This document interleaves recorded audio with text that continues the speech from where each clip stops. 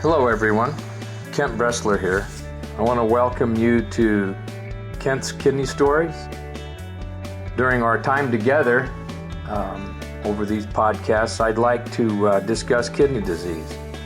I'd like to tell you about my journey as a transplant patient, but also talk about dialysis, kidney donation, and just about anything else that might be of interest. Kent's Kidney Stories, a podcast endorsed and sponsored by kidneysolutions.org.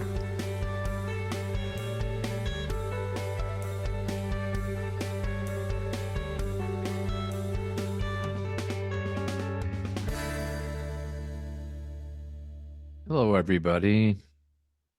This is Kent Bresler, coming from Kerrville, Texas, in the offices of Kidney Solutions, a network of transplant experience.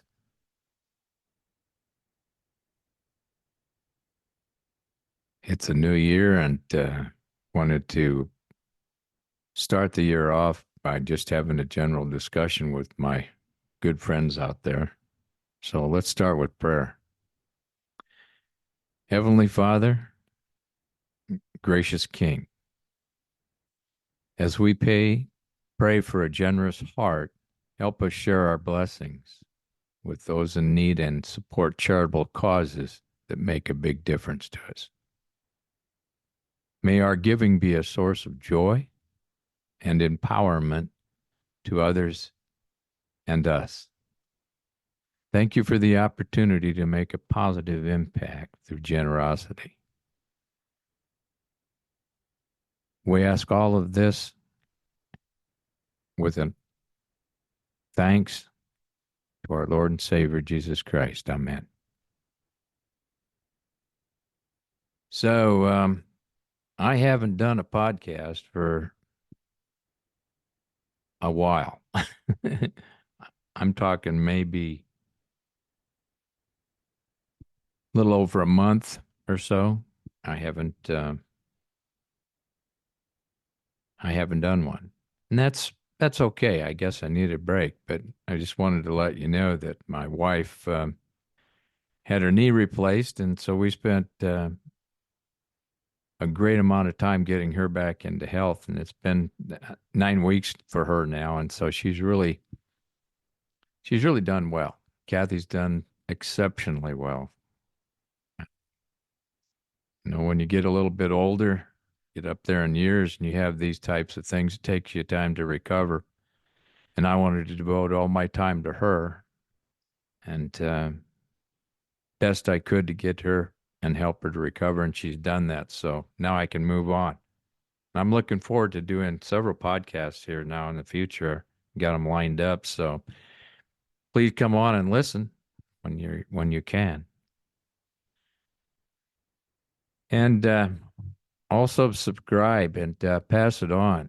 Give me some comments. I hope to improve this whole program. Just make sure that it's moving in the right direction as it results in some maybe good information to you, but also to the kidney world. Wanted to let you know about Kidney Solutions. We've been very busy at Kidney Solutions, and we've had a lot of admissions. We've had some transplants, and just in general, it's been a very good ride. 23 was a very good year for us. We were able to garner a great following. One of the best things that we could do was to expand our support group, which meets on Monday nights at 6 o'clock Central Standard Time, depending on whether or not it's in daylight savings, but right now it's in savings time. We have been having a speaker in once a month, and we've grown from roughly 20 people, 20 participants, and we have had 53 before. So we've grown inordinately, and it's true. There's a real need out there for support groups, and Kidney Solutions is a mentoring organization. We're not really particularly bent on numbers. We like to say that we spend a lot of time with patients, and that's what our focus is. We're patient focused. We also spend an awful lot of time making sure that what we put out on our website and what we put out on social media and what we talk about in talks when we go to meet other people and other organizations is that we vet things and that they're right. There's really no need to be tremendously certain about things, but you do have to know that it's right. You have to vet all your sources and you have to vet the conversations that you have, and you just need to make sure that what you're putting out there is a product that people will believe in and have faith in. So that's really a necessary thing, is to vet and make sure everything is right. Now we get some things wrong, yeah, but that's we can fix that. Also wanted today to take just some time to talk about the aging process in kidney disease. I'm experiencing that now, actually, and so I've had my transplant from my brother. Kip gave me a kidney 36, going to be 37 years in April. And just since COVID, during COVID and since COVID, it's changed considerably. And over that period of time, I've noticed that I've had a lot of aches and pains and a lot of trips to the doctor. And even though I'm able to exercise and eat right and all that kind of stuff, aging takes its toll on your bod for sure. And so when you've had a transplant, it ends up, creating I think, a situation where you're really looking at two things: your general life and lifespan, but also you're looking to take care of your transplant, and it changes your kidney function, and in general, your whole bodily functions change. One thing that I have realized over this period of time, when you talking about renal replacement therapy and living with kidney disease, as you get older, decades wise, I'm not talking, you know, uh, yearly, but over decades, you set in at your 20th and second, uh, third generation. It's very difficult to put change in perspective. In my 70th,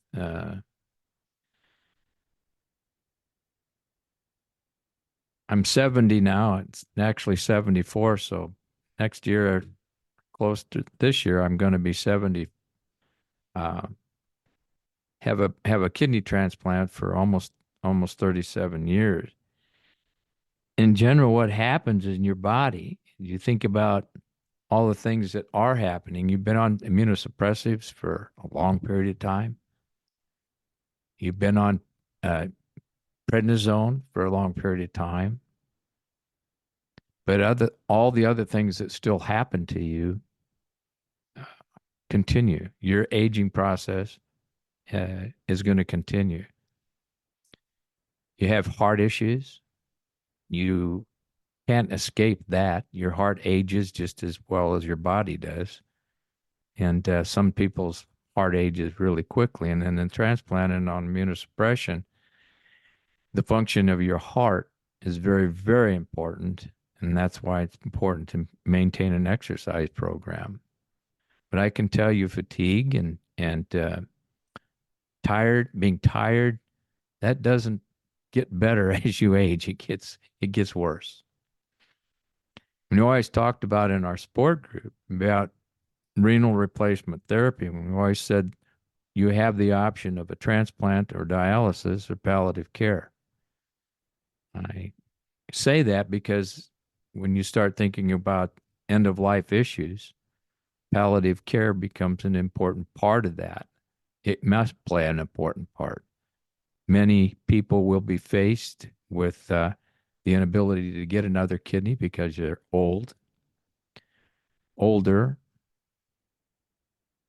and that the idea that everything is going to be fine doesn't always play out. It isn't always fine. There's a lot of things that you got to face. All right, and one of them is just realizing that your body's kind of wearing down. So everybody's transplant journey is different. I understand that. But I also know that you've got to be very mindful of what's going on with you. You have to be in present. You have to be in the moment. There's no indication that you should look back at what's gone on. You've taken care of yourself if you get out this far because it meant something to you. The idea of having a loved one give you a kidney or a living donor give you a kidney, that's really not your kidney. That's that person's kidney. In my case, my brother's kidney is taking care of it's very important to me, and it always has been. I know some people, you know, give it a name or whatever, but to me, having a transplant, a living transplant, living donor transplant, means you're obligated, totally obligated, to take care of that. And as you age, it becomes much, much more difficult to do that. If you receive a deceased donor, you're still obligated to take care of that, meaning take care of yourself too, because you're taking care of an organ that a family's given up for you. That shouldn't be lost on you.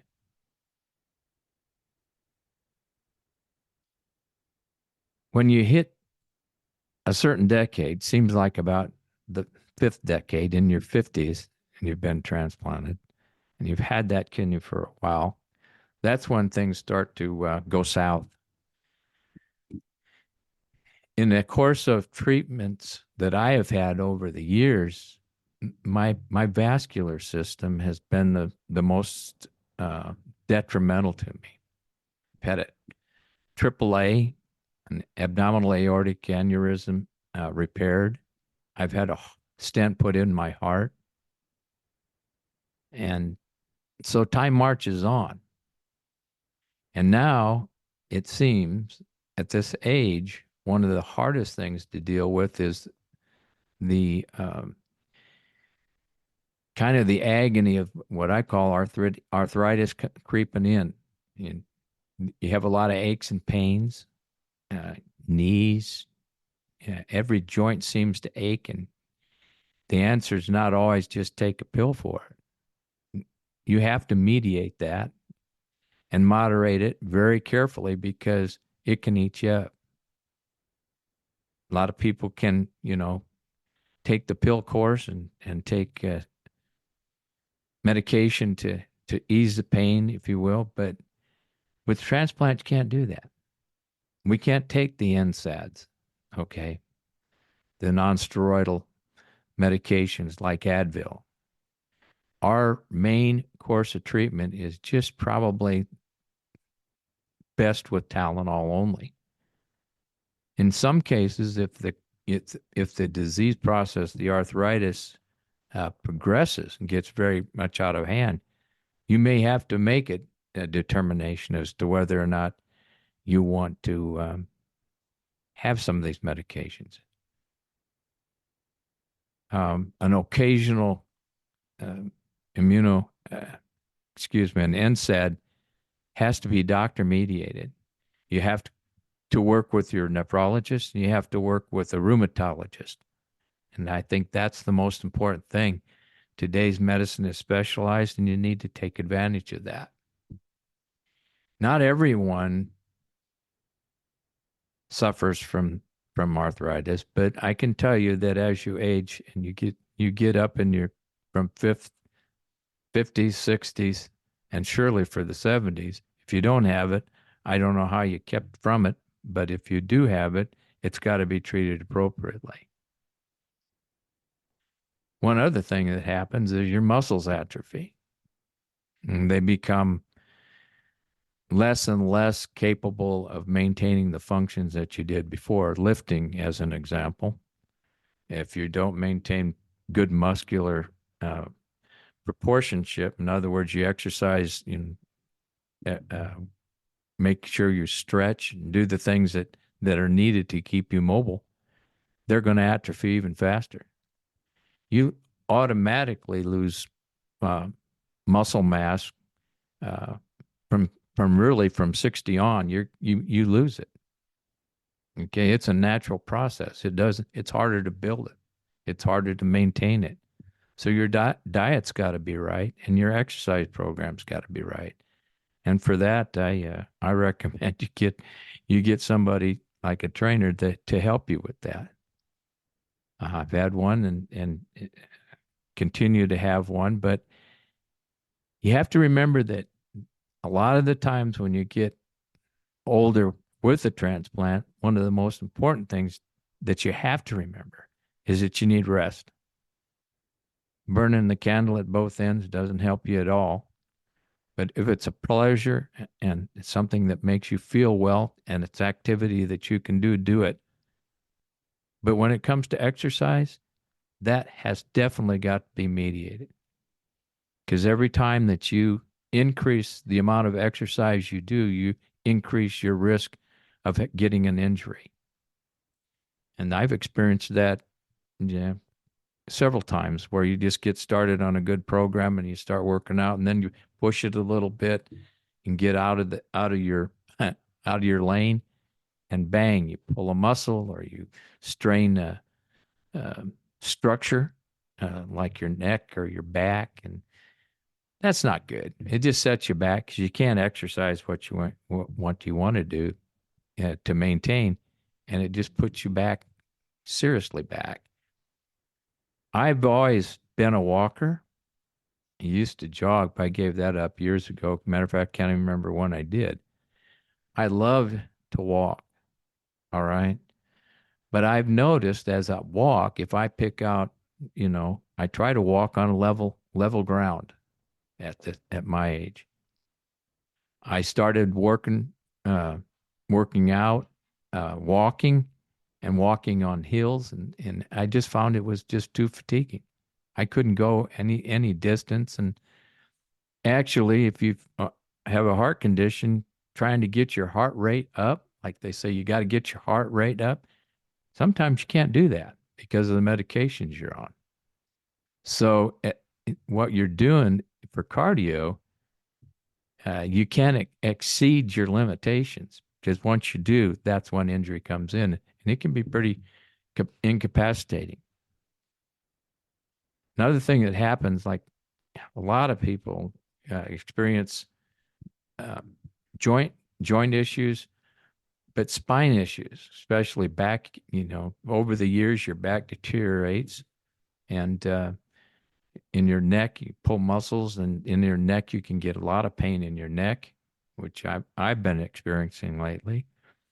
So when you have these things, I think backing off and remembering that when you're getting a little bit older, it's not going to be the same as it was when you were 20 and 30 years old, where you could increase your activity levels and without without the fear of really doing harm to yourself.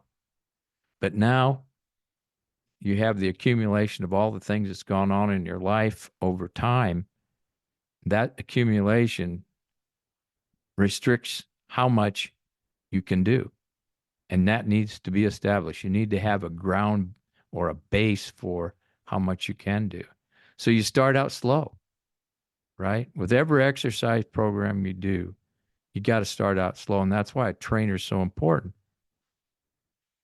If you get injured, you got to rest, but you still can't just rest your whole body. There's things you have to do in order to maintain muscle integrity.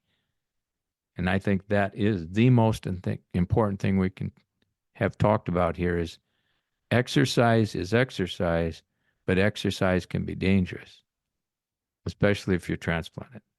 You have to be very mindful of what you do when you increase. You need to start slow and then build up. That's the best thing you can do. Don't sit. Don't the longer you sit and wait to get on an exercise program, especially as you age, uh, you're going backwards. Doesn't help. I don't know. The hardest thing I think for me right now at this point in time in my life is just watching people around me as they age. The old saying where you sit and you look at the paper and you go and look and see if you made the obituaries. Well, sometimes sometimes I feel like I'm doing that.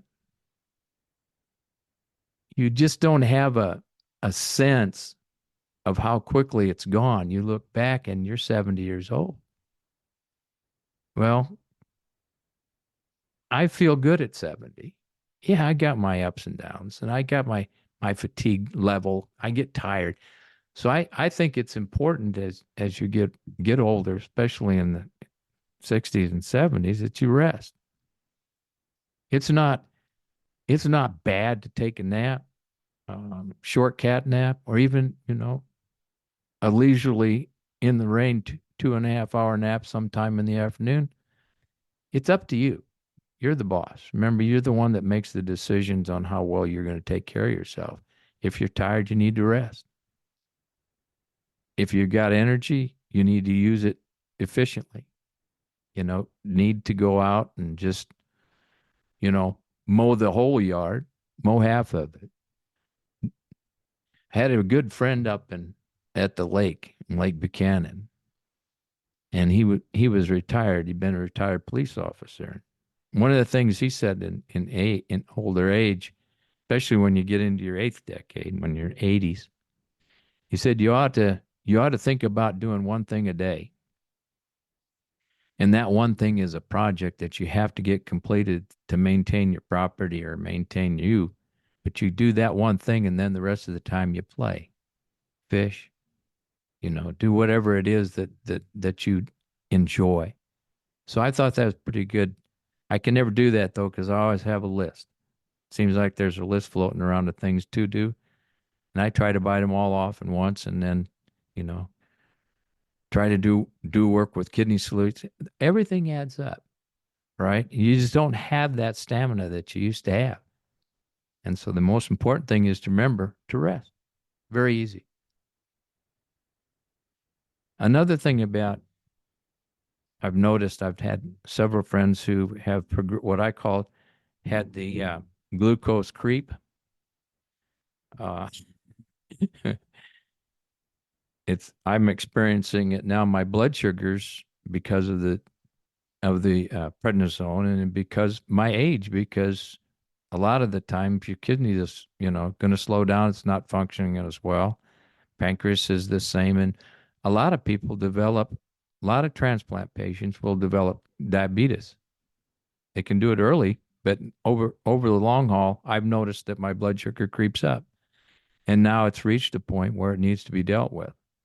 All right, and when you have what I call that glucose creep, it's good to make sure you get an A1C with it. If you have a hemoglobin A1C, it'll tell you over a 3-month period how much blood sugar is how high your blood sugar is actually. That I think it's 5 to 7 is the normal for that particular test, and if you're there, that's great. If you're creeping up and you're getting towards 7, you need to see somebody. You need to hope that they can put you on something that can lower it, but you need to watch your diet. Coca-Cola is my friend. It used to be my friend. I've cut way back on it now. And matter of fact, I'm going to have to eliminate it because I've reached the danger level with my blood sugar. Um, have to start out with medication. So I've recommended seeing an endocrinologist, and I'm going to do that. Check it out, see how it works. But again, all these aging things, everything deteriorates, and it's harder for your body hormonally and graphically speaking, being able to maintain homeostasis, being able to be healthy. You're healthy as you can be, but are you really? Take a look at yourself. Know your numbers, right? What is your blood sugar? All right. You go to the doctor, you see the doctor, you're there. And if you're just relying on him to tell you everything's okay or this is that's out of whack, you need to know your numbers.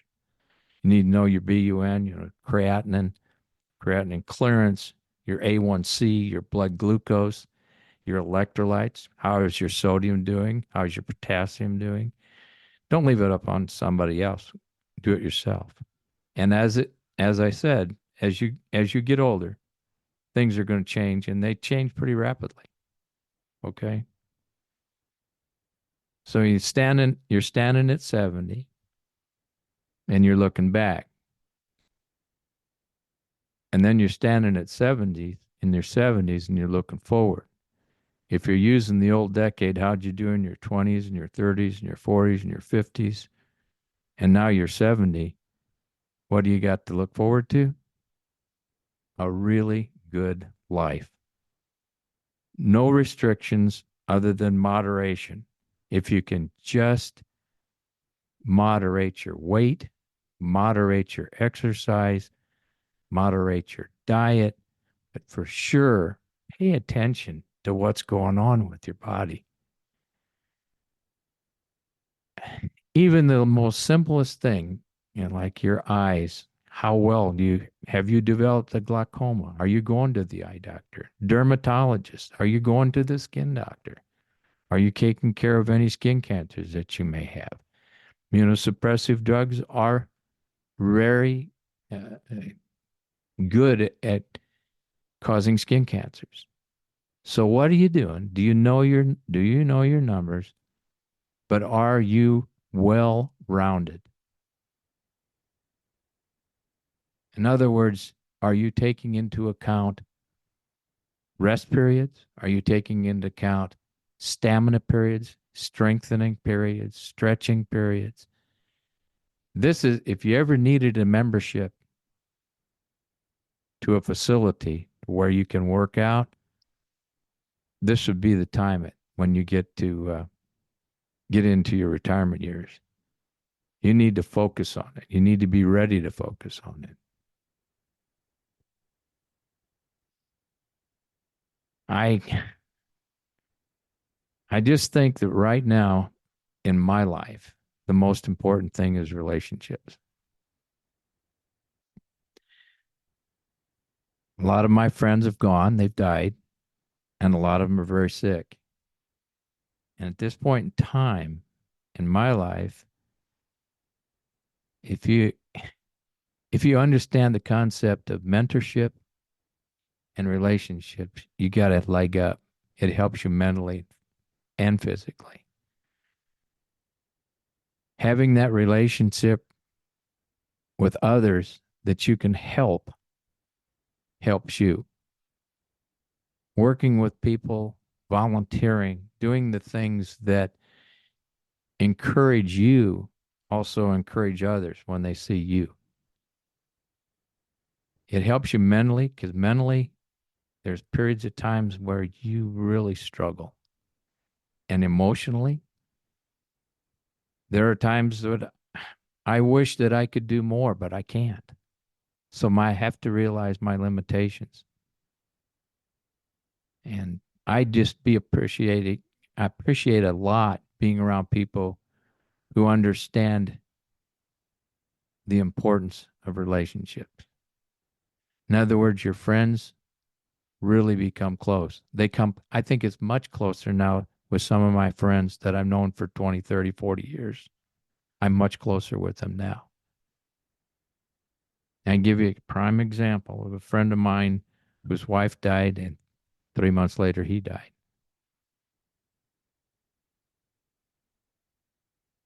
If you have thoughts of suicide or if you have thoughts of harming yourself, please get help.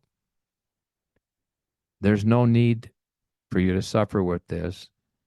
Get active, even so much as in church. Go see your pastor, your priest, tell your doctor. But emotionally and mentally, don't go inside. Don't close the door. You close the door, we can't help you. Keep it open. Admit that things change. And as you age, as you get older, they're going to change and they're going to change pretty quick. But once you get there and things start changing, deal with the change.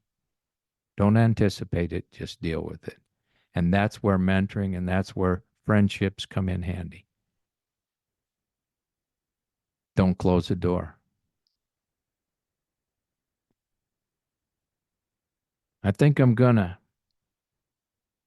just wish everybody a really good new year now. And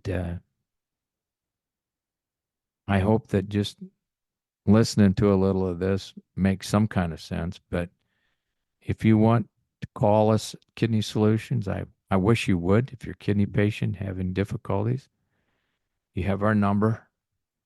You know that kidneysolutions.org offers you many, many things that you can improve with. And we have help. We mentor. We're not a donor hunter group. We're mentors. And everybody in the group is positive about that, helping others. Don't be afraid to ask. Give us a call or go on the online and send us an email. But in general, just remember, when you have a difficult time, if you're in a difficult situation, sometimes it's better to give up the shovel and get the ladder. Ask for help. All right. Don't dig in deeper. Quit digging and start helping. Ask for help and it will come. It's there. There's plenty of people around that will help you. And we can do it in confidence here. But remember, we can't do it without you. If you have any difficulties, just give us a call. Another thing I like to say in closing is it relates to transplants. That should be the first line in your therapy is transplant. There should be no other option to you. There's no other option but transplant first. And if you have friends who have kidney disease and they're struggling with it and they cannot figure it out, that concept or that idea, transplant first, is very important. Don't progress to dialysis. Transplant first. If you listen to this and you have kidney disease and you have not started on dialysis, but they've talked to you about it, I encourage you to give us a call and let us help you search for a living donor and let us mentor you and help you. Because once you're transplanted, we're going to stick with you and help you afterwards too. If you want to volunteer with us, if you are a transplant patient or a donor, someone who has a feel that they would like to give back, we're looking for volunteers at Kidney Solutions. All right? Just give us a call, email us. Kidneysolutions.org is the magic place to go. We need help in several areas. And as you know, this is an all-volunteer organization. The more volunteers we have, the better off the whole population is going to be. All right. Said enough. I wish you a happy new year, a new start now. January is everybody starts fresh, I guess. But remember, through all of this, relationships, mentorships, very, very important. But also remember that taking care of yourself and doing the things for yourself that you need to do to stay healthy is paramount. And so, till we meet again, keep breathing.